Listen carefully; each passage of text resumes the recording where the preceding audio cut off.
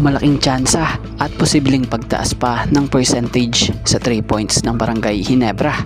Lalo't nakuhang import ng Ginebra ay ganito, tila ginagawang free throw line ang 3 point at 4 point area. So gaano nga ba talaga kagaling sa outside shooting etong si Riley Grigsby? So yan ang dapat nyong malaman, kaya wag na nga nating patagalin pa, tara at atin ang talakayin yan. So alam nyo bang sa opisyal na pagtatapos ng PBA Season 50 Commissioner's Cup, ang Barangay Ginebra San Miguel ang nagtapos na may pinakamataas na 3 point percentage sa buong torneo.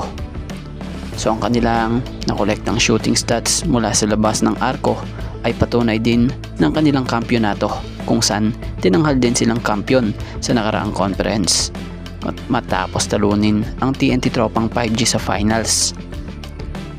So tila baka posible pa nga pong maulit ito kung patuloy nga po na mapangahawakan ng Ginebra ngayon Governor's Cup ang mataas na porsyento ng kanilang opensa mula sa labas ng arc.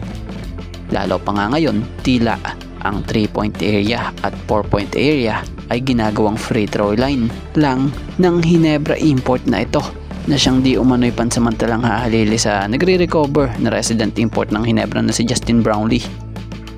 So kapansin-pansin naman sa mga lumalabas na training or practice video footage na ito, panay 3 point at 4 points ang pinagpapraktisan nito.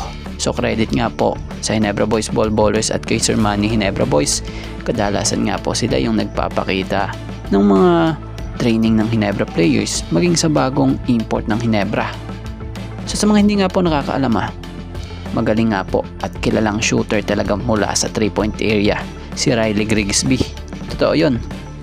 So katunayan nga, siya ang panglima sa all-time sa kasaysayan ng kanyang kolehiyo sa Seattle University para sa pinakamaraming naipasok na 3-pointers.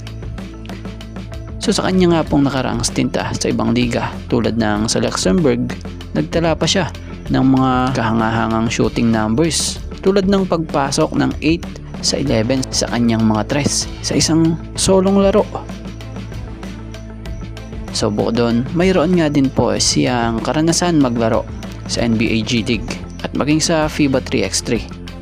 So kaya naman, ano masasabi at opinion nyo sa nakuhang bagong import na ito ng Barangay Ginebra San Miguel?